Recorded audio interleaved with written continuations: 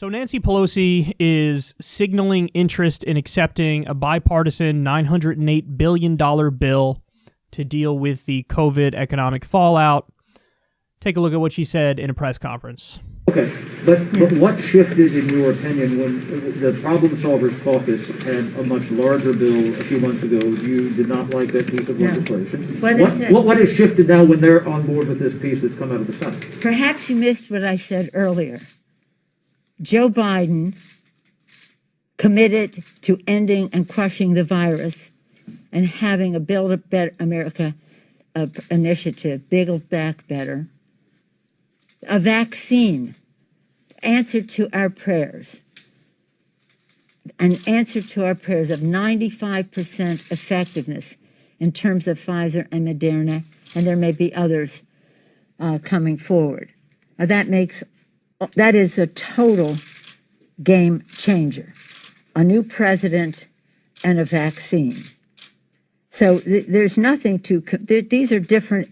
What was then before was not more of this. This has simplicity. It's what we've had in our bills.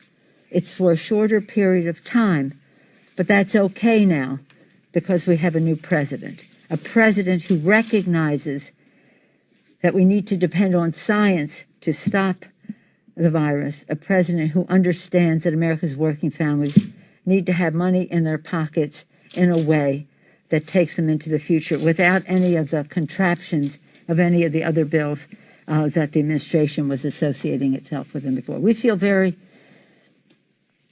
excited about the prospect that there's a bipartisan bill, because I told members I'm not bringing any more bills that are not bipartisan. We wanted to show what needs to be done in the interest of negotiation. They're negotiating. It's a good product. It's not everything we want. Don't get me wrong. I don't want the Republicans to think that that this is a dream come true. It is not, but it is a path forward. Yeah. But was it a mistake not to accept half of a loaf months ago when you said, I'm not going to accept half a loaf? Look, I'm going to tell you something. Don't characterize what we did before as a mistake, as a preface to your question, if you want an answer. By the way, that guy didn't say it was a mistake. He didn't use those words. He quoted Pelosi. Pelosi said, we're not going to take half a loaf with the deal that was on the table before. And then now this deal, which he wants to accept, is a lot less. It's about $1 trillion less. So, sorry that you said these things and you're on the record and that you're being accurately quoted to your face, but you said it and now he's holding you to your own standard. He said back then you said, I don't want to take half a loaf. Now you're taking a half of a loaf. That's a quarter. Why would you do such a thing? And her excuse is incredibly weak. She said, well, Biden won. Okay, what does that have to do with the extreme pain and hurt and anguish that already happened that's out there? That's already happened. That's happening right now. What does it have to do with that? It's got nothing to do with that. So how can you use that as an excuse? She says, Biden won and we have a vaccine. That's an answer to our prayers. Yeah, but when will the distribution be enough to get to 70 or 80% of the entire population of the United States of America? We got 330 million people in this country, at least. When are you going to get 70 to 80% of them vaccinated? What are we talking, a year? Right? Maybe I'm being too kind. Maybe that's too short of a time frame.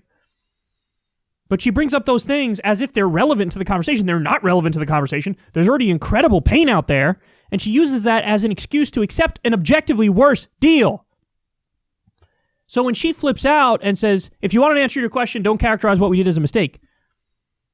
You have to understand something, guys. She's lying. She's lying. Because she knows that the deal is way worse. It's a fact. The provisions of the deal prove it's worse.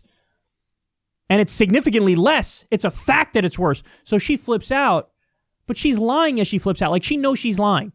She knows that this is a worse deal. She knows that. Now, here's where I differ from other people, because others might say, oh, she messed up. This was like a bad tactical move. But see, I told you guys at the time, and I took heat for this too, by the way. There were people who were arguing with me over this. but you can go back and watch the segment. What I said at the time is, the deal that was on the table, by the way, was good. And that's why Ro Khanna was like, are you insane? Take the deal. The deal's great. The deal's better than we're ever going to get. She didn't take that deal. And I said, the reason why she's not taking it is because she fears if I take this deal, and if it gets implemented, it's close enough to the election where maybe some of the positive effects of the deal are going to take hold before the election. And so if people start getting checks with Trump's name on it, before the election, that might hurt Biden in the election, and that might help Trump in the election. So in other words, she made a political decision that I don't want to hurt Biden, and I don't want to help the president. So I will pretend like I'm holding out for more. But in reality, she just doesn't want any deal. She didn't want any deal at that point in time, because any deal would have meant maybe there's a small chance that this is going to help Trump and he could win re-election. That was her thought process. Now, by the way, was she correct in that front? I don't think so. I think if you did the deal, it probably was a little too late, and the effects of it would have been felt like after the election. And so whatever was going to happen in the election was going to happen. It wasn't helping Trump or hurting Trump.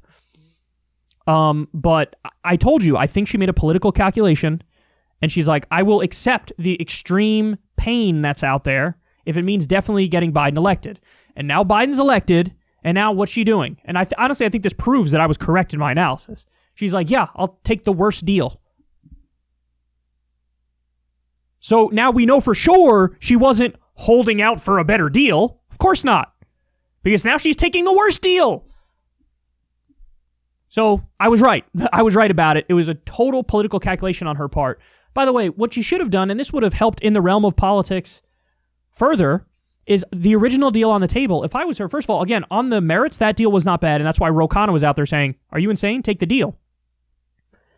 If I was Pelosi, I would have taken the deal, because you know what would have happened, guys? Mitch McConnell was going to block it anyway in the Senate. He was trying to do like a $500 billion deal, which is ridiculous. And this, the other one was like, what? Around $2 trillion, something like that, 1 point something. So if Pelosi were to accept the deal, then McConnell blocks it, then you're right back to square one of like, the Republicans are the problem.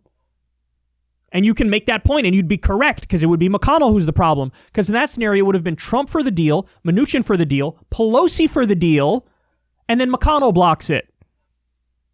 So what you're seeing here is not like, oh, it was a tactical mistake on her part. What you're seeing here is she got exactly what she wanted. They didn't get the deal before the election, so it didn't help Trump, so Biden won. And now she's like, yeah, I'll take the smaller deal. And she's totally flippant and dismissive about the impacts of that. She just tries to swat aside like, wait, you said you didn't want to take half a loaf. Now you're taking even less. She's like, yeah, shut up.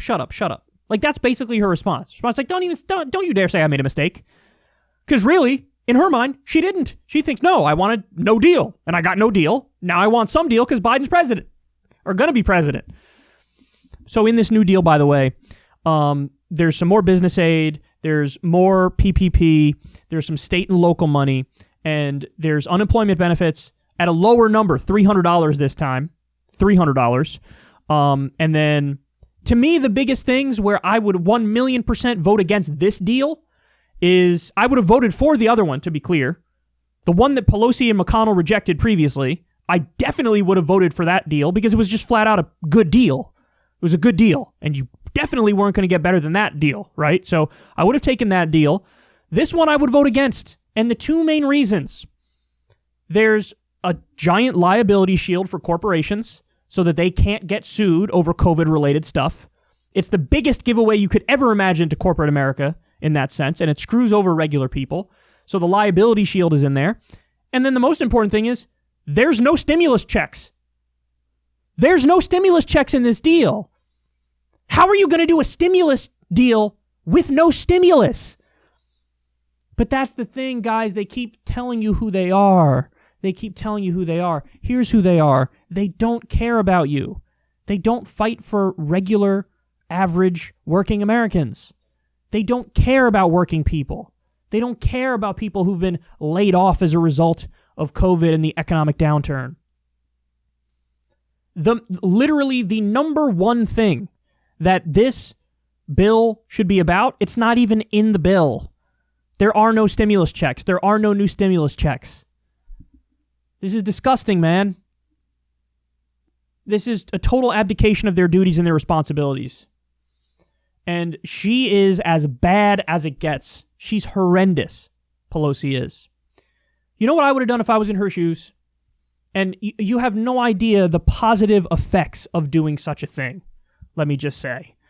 What I would have done if I was in her shoes is, and I do it right now too, I mean, there's no reason not to do it at any point, but you get together with your caucus and you say, here's what we're going to do. We're going to, very simple bill, one-page bill. Every single month, people get a $1,200 check. Every single month for the remainder of the pandemic, people get a $1,200 check. So we're doing basically universal basic income. We're doing a recurring stimulus program. That's the only thing that's in the bill. The only thing that's in the bill. Put aside the PPP, put aside the business aid, put aside state and local money, put aside unemployment benefits, put aside liability shield, put aside every other thing you could think of. It's like a 1-page or 2-page bill, and it says $1,200 every month for the remainder of the crisis. Then what you do is you get your entire caucus to vote for it. Are there going to be enough votes to pass that? Of course. There was enough votes to pass the HEROES Act. So there's going to be enough votes to pass this. The HEROES Act was way more comprehensive, right? So, of course there would be enough to pass this. So you pass this through the House, then you do a giant media blitz. You get all of your members, from the right-wing members of like, you know, the third way groups, the corporatists, to the squad, to yourself. You all go out there every day. CNN, MSNBC, Fox News, the nightly news, new media outlets. You go everywhere. And you say, we just passed a bill, stimulus checks, $1,200 every month for the remainder of the crisis until the CDC declares it officially over. This is what we're doing. We just passed it. We want to help working Americans. That's all we care about. That's our main concern. This is the purpose of our job, is this right here, especially at a time like right now where we have a pandemic and effectively an economic depression. We want to help you. We just helped you. We did it. It's the goddamn Republicans are blocking it every step of the way. Call Mitch McConnell. Call Mitch McConnell. Tell him he better let this come up for a vote. Tell him it better pass. Pressure everybody in the Senate. Call Donald Trump. Tell Donald Trump, my dude, we're trying to help working people. Are you with us or are you against us? You were for a bill, you know, about $2 trillion in stimulus, that it had stimulus checks. You were for the original stimulus checks. Are you for this one? Are you for this one? Very simple bill, very straightforward. All it does is help regular Americans. That's all it does. Are you for it or are you against it? You're for it? You want to say something to McConnell? You want to pressure McConnell? You want to push McConnell? What are you going to do? So here are the results of that, guys. This is what would happen. Either Mitch McConnell and the Republicans would feel so much pressure from the campaign of the Democrats to put as much pressure on them as possible and mobilize the American people against the Republicans. Either they'd feel that pressure so much that they have to vote for it. Now you might say, well, Kyle, that's incredibly naive. Maybe that doesn't happen. Okay, well then you know what the other option is? You just waged a campaign for however long it takes. I don't care if it takes a week or 8 months. People aren't going to forget this. And so you just made it so that the prospects for Democrats running in 2022, they're much more likely to win and do better in that election. Because people tend to remember, they wanted to help me, they wanted to screw me. They were on the record, they said it a million times, they were talking about it on all the media shows. I saw it with my own two eyes. They passed the bill. They passed the bill to give me $1,200 every month. I'm with them. That's how you win elections. So either you actually win on the policy and help the American people, or if you don't win on the policy, you did enough messaging and branding to gain people's trust and then you win in the election. Politics is not rocket science. Guys, I'm not a genius. I'm an idiot. I'm a moron. I'm a guy on YouTube with a microphone. You think I'm some sort of strategic phenomenon? Savant? No. This is common sense. I hate the term common sense, so I'm not going to use that. But this is pretty obvious, in my opinion, that this is how you'd handle it if you were smart strategically. But not only is she not smart strategically, it might not be that. See, it might not be that. It might be that she just doesn't want to give those $1,200 monthly checks. She doesn't want to do that because Nancy Pelosi is more concerned with serving her donors. And serving her donors would be something more along the lines of, let's do a liability shield, which she's in favor of. So that's how you handle this. They're not handling it like this. This is pathetic. This is a joke. This is disgusting. Everybody should be really, really pissed about this. They're not representing you. You know, there's some faction of Twitter that's pro Pelosi. And I'm like, how little do you know about politics? Is like your whole thing just like slay queen nonstop, even if you're terrible and hurting Americans? Is that your thing? Just slay queen, vapid identity nonstop? I don't know, but it's depressing, man. There's so much pain out there, and we need to address it. And they're not doing anything to address it substantively. The deals are getting worse and worse, and now they're looking like they're going to accept the worst deal. A stimulus deal with no stimulus checks. Just a total slap in the face